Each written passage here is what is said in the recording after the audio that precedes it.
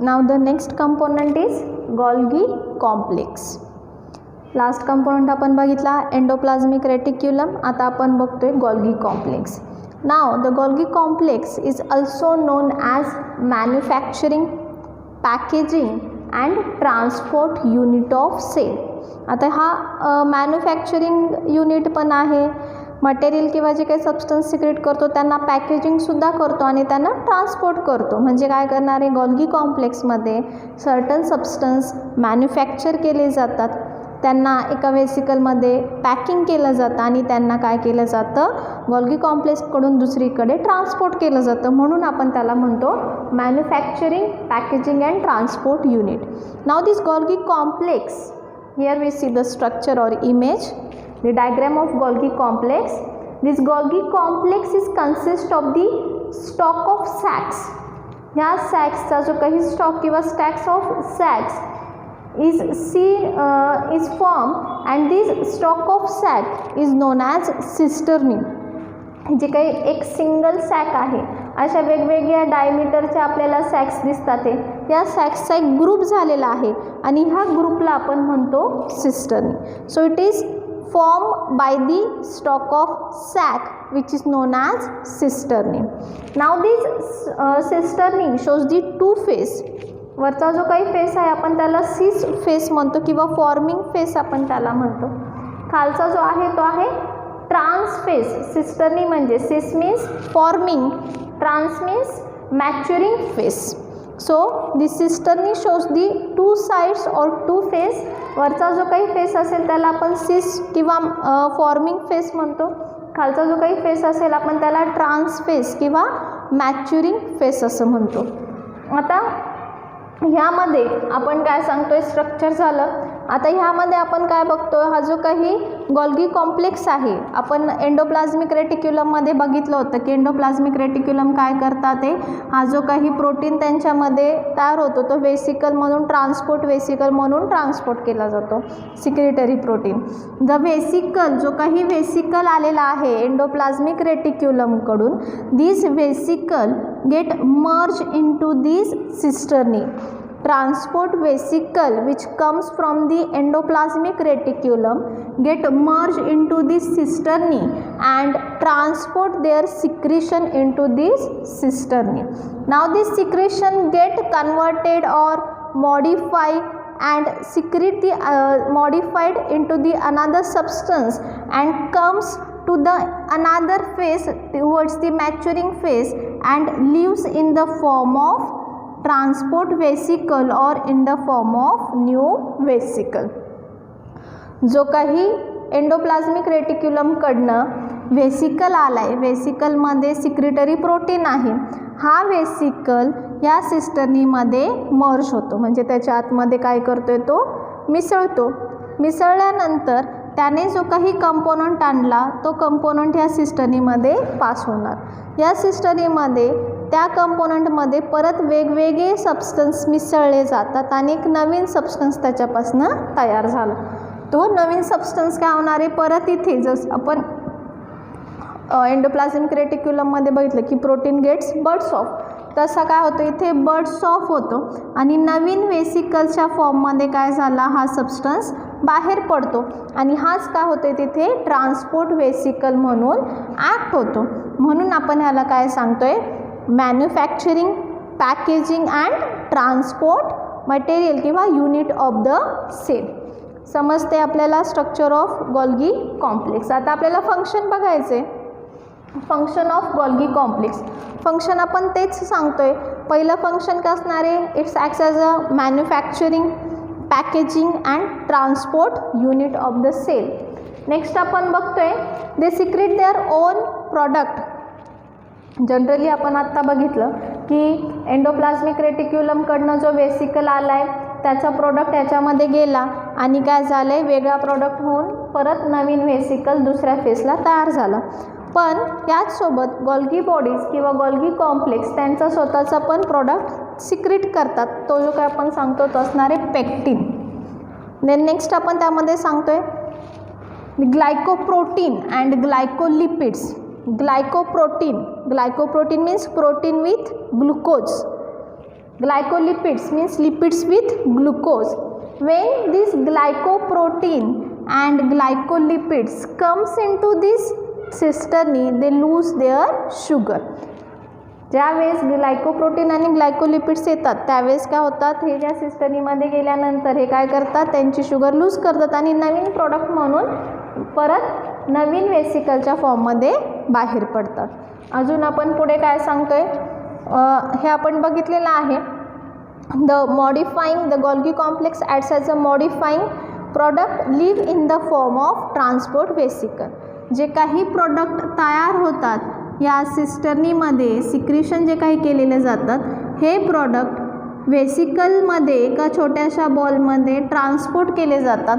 So the new product live in the form of transport vesicle किंवा new वेसिकलसुद्धा आपण त्याला म्हणतो. So this is about the Golgi complex. परत एकदा बघूया स्ट्रक्चर ऑफ गोल्गी कॉम्प्लेक्स किंवा आपण ह्याला गोल्गी बॉडीज सुद्धा म्हणतो. So this Golgi bodies shows the stock of sacs which is known as cisternae. This cisternae shows the rounded end. This shows the two face, cis face and trans face किंवा forming face असतो वरचा खालचा आहे maturing face. The vesicle which come from the endoplasmic reticulum means transport vesicle merge into this cisternae, secrete their substance or leave their substance into this cisternae. There is a modify this secretory protein and leave towards the transfer phase in the form of new vesicle. So it acts as a manufacturing, packaging and transport material. They secrete their own product also. त्यांचं नवीन प्रोडक्टसुद्धा ते तयार करतात प्रोटीनच्या फॉर्ममध्ये. जर या सिस्टनीमध्ये glycoprotein आले, ग्लायकोलिपिड आले तर ते त्यांची शुगर लूज करतात आणि नवीन प्रोडक्ट म्हणून ते बाहेर पडतात. So this is about the Golgi complex. आपण बघतोय कंपोनंट्स ऑफ यूकॅरियोटिक सेल. आत्तापर्यंत आपण कंपोनंट्स बघितलेत, cell wall, plasma membrane, cytoplasm. Last आपण बघितलं होतं एंडोप्लाझ्मिक रेटिक्युलम. नाव द गोल्गी कॉम्प्लेक्स आपण बघितलं. आता नेक्स्ट आपण बघतोय mitochondrium. Golgi complex, endoplasmic reticulum, cytoplasm, plasma membrane आणि सेल वॉल, एवढे 5 कंपोनंट आपले झालेले आहेत. नेक्स्ट आपण बघतोय मायटोकॉन्ड्रिया. आता mitochondria, so this is one of the important cell organelle in eukaryotic cell. This mitochondria is involved in aerobic respiration. आता aerobic respiration म्हणजे आपण काय सांगतोय, there is a breakdown of food material and energy get released. फंक्शनमध्ये आपण बघूया aerobic respiration म्हणजे आपण कसं सांगतोय.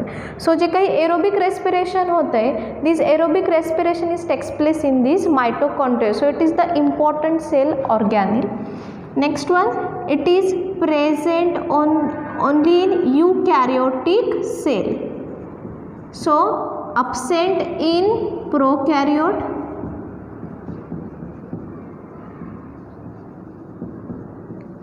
and RBCs.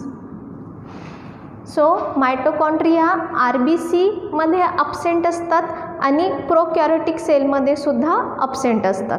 नेक्स्ट वन आपण ह्यामध्ये सांगतोय, इट इज डबल मेम्ब्रेन. आता डबल मेम्ब्रेन आपण डायग्रॅममध्येच आता पुढचं स्ट्रक्चर बघूया.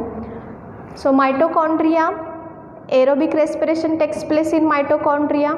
It is absent in prokaryotic cell and RBCs. It is double membrane. आपण ज्यावेळेस इथे स्ट्रक्चर बघतोय आपल्याला असे 2 लेअर दिसतात. It is oval in shape और स्पेरिकल. आपल्याला ओव्हल शेपमध्ये सुद्धा दिसते किंवा स्पेरिकल, अशा 2 शेपमध्ये आपल्याला मायटोकॉन्ड्रिया दिसते. और आपण त्यामध्ये सांगतो oval or spherical. So it is oval or spherical in shape. Double membrane आहे. आउटर मेम्ब्रेन आपल्याला हा दिसतोय, हा आहे आउटर मेम्ब्रेन. इनर मेम्ब्रेन जे काही ब्ल्यू कलरचा आपल्याला दिसतोय इनर मेम्ब्रेन.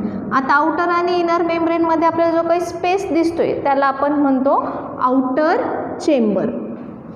इथे आपण थोडंसं रफ डायग्राममध्ये बघूया. आउटर मेम्ब्रेन जो आपल्याला इथे दिसतोय इनर मेम्ब्रेन आपण सांगतोय, जो आपल्याला ब्ल्यू कलरच्या लाईनमध्ये दिसतो. आता हा आउटर आणि इनर मेम्ब्रेन ह्यांच्यामध्ये जो काही स्पेस आहे, हा स्पेस म्हणजे आपण सांगतोय outer chamber. Outer membrane, inner membrane, outer chamber आपण त्यामध्ये सांगतोय. आता आउटर चेंबर झाल्यानंतर आपल्याला जो काही इनर मेम्ब्रेन दिसतोय, this inner membrane shows the folded region. परत आपण रफ डायग्राममध्ये बघूया. इनर मेम्ब्रेन जो आहे आपल्याला असं फोल्डेड रिजन दिसत आहेत. इनर मेम्ब्रेन हा आउटर मेम्ब्रेन सारखा स्मूथ दिसत नाही आहे, त्याच्यामध्ये आपल्याला असे फोल्ड दिसत आहेत. This fold is known as cristae. याला आपण म्हणतो cristae. And inside this there is a cavity or the space which is known as inner chamber. इथे आपल्याला दिसतोय हा जो असणारे हा आहे इनर चेंबर. स्ट्रक्चर समजते. डबल मेम्ब्रेन आहे, आउटर मेम्ब्रेन, इनर मेम्ब्रेन. दोघांमधला हा जो काही स्पेस आहे आउटर चेंबर. इनर मेम्ब्रेन हा काय दिसतोय, फोल्डेड रिजन दाखवतोय. त्या फोल्ड रिजनला आपण काय सांगतोय, फिंगर लाईक प्रोजेक्शन जे काही आपल्याला दिसते फोल्डेड, त्याला आपण म्हणतोय क्रिस्टी किंवा क्रिस्टा आपण सांगतोय सिंगल ह्याला. नाव इनसाइड दिस आपल्याला हा जो काही स्पेस दिसतोय हा असणारे इनर चेंबर. या इनर चेंबरच्या आतमध्ये आपल्याला काय प्रेझेंट दिसतो, matrix. This inner chamber shows the presence of matrix. Matrix म्हणजे सायटोप्लाझम सारखंच आपण सांगतो. या मॅट्रिक्समध्ये आपल्याला रायबोसोम्स दिसतात, DNA असतात, RNAs असतात, 70S रायबोसोम्स आपल्याला ह्यामध्ये दिसतात. ते एन्झाईम्स असतात वेगवेगळ्या प्रकारचे. हे जे काही आहे हे आपल्याला ह्या इनर चेंबरमध्ये दिसते. So there are various types of DNA enzymes, various type of enzymes, DNAs, RNA and ribosomes are present inside this matrix. आता हे जे काही फिंगर लाईक प्रोजेक्शन आहे ह्याच्यावर आपल्याला रेड जे काही फोल्ड क्रिस्टी आहे, क्रिस्टीवर आपल्याला एक पार्टिकल प्रेझेंट दिसतोय which is known as F1 particle. फक्त इनर चेंबरची डायग्रॅम बघूया. हा जो काही इनर चेंबर काढलेला आहे हा ह्याच्या सरफेसवर आपल्याला एक फिंगर लाईक प्रोजेक्शन दिसते. This finger like projection is known as F1 particle or oxysomes किंवा आपण त्याला एलिमेंटरी पार्टिकलसुद्धा म्हणतो, बरीच नावं आहेत त्याला. So this F1 particle it is finger like projection which is present on the surface of cristae and their head is directed towards the inner chamber. Inner चेंबरमध्ये आपल्याला त्याचं डायरेक्शन दिसते. हे झालं स्ट्रक्चर. आपण आता हेच पार्टिकल आपण काय बघतोय, झूम डायग्राम किंवा आपण त्याचं काय बघतोय, एक सिंगल क्रिस्टामध्ये आपण इथे ती डायग्राम काढली आहे. म्हणजे आपण काय बघतोय, हे जे काही स्ट्रक्चर आहे एक ही जी काही क्रिस्टी आहे क्रिस्टीचंच आपण इथे स्ट्रक्चर बघतोय. क्रिस्टा किंवा क्रिस्टी आपण त्यामध्ये सांगतो. हा जो काही क्रिस्टा आहे क्रिस्टाचं आपण स्ट्रक्चर बघतोय. आपल्याला दिसते outer membrane, inner membrane. Inner मेम्ब्रेनमध्ये आपल्याला जे काही राऊंडेड दिसतं हे आहे F1 पार्टिकल. F1 पार्टिकल आपल्याला मध्ये दिसतात आणि वरती आपल्याला दिसते protein layer. Protein layer, F1 particle. इथे आपल्याला ही जे काही दिसते रेस्पिरेटरी चेन. इथे आपल्याला हे जे काही F1 पार्टिकल दिसतात ते it is directed towards the inner chamber. हे जे काही आहे आपण सांगतोय F1 पार्टिकल. ही जी काही डायग्रॅम आहे ही आपण सिंगल क्रिस्टाची डायग्रॅम बघतोय. आता स्ट्रक्चर ऑफ F1 पार्टिकल किंवा ऑक्सिसोम्स जर आपण बघायला घेतलं, this oxysomes is shows the rounded head. तिथे पण डायग्रॅम काढलेली आहे. It shows the rounded head, stalk and base. This is the structure of oxysomes किंवा आपण त्याला म्हणतोय F1 particle. Head is directed towards the inner chamber. Head काय आहे, राऊंडेड हेड आपल्याला दिसतात. ते कुठे त्यांचं डायरेक्शन, इनर चेंबरमध्ये त्याचं डायरेक्शन आहे. Base is immersed into this cristae. Base काय झालेत, क्रिस्टच्या आतमध्ये इन्वॉल्व झाले किंवा त्याच्या आतमध्ये प्रेझेंट आहे आणि ते जे काही सर्क्युलर हेड आहेत हे आपल्याला कुठे दिसतात, it is directed towards the inner chamber and this is the structure of mitochondria. पुन्हा एकदा बघूया, आपण बघतोय structure of mitochondria. Mitochondria, it is involved in aerobic respiration and it is present in eukaryotic cell, absent in prokaryotic cell and RBCs. It is oval in shape or circular in shape, double membrane, outer membrane, inner membrane. Outer membrane आणि inner मेम्ब्रेनच्या मध्ये आपल्याला space दिसतो, त्याला आपण म्हणतो outer chamber. Inner membrane जो आहे, inner membrane shows the folded region, this region is known as cristae. जास्त असेल आपण त्याला सांगतोय क्रिस्टी, सिंगलला आपण म्हणतो crista. Now the inner membrane shows the finger like projection on this cristae which is known as F1 particle. This inner membrane shows the space and this space is known as inner chamber. Inner chamber is filled with the space filled with the matrix. This matrix consists of the various type of enzymes, DNAs, 70S ribosomes, RNAs are present within this matrix. Then structure of F1 particle. F1 particle shows the rounded head, stalk and base. This head is directed towards the inner chamber and base are immersed into that crystal. Now the function of this mitochondria. Function बघूया आपण. Main आपण function काय सांगतोय, it is involved or the aerobic respiration takes place in this mitochondria.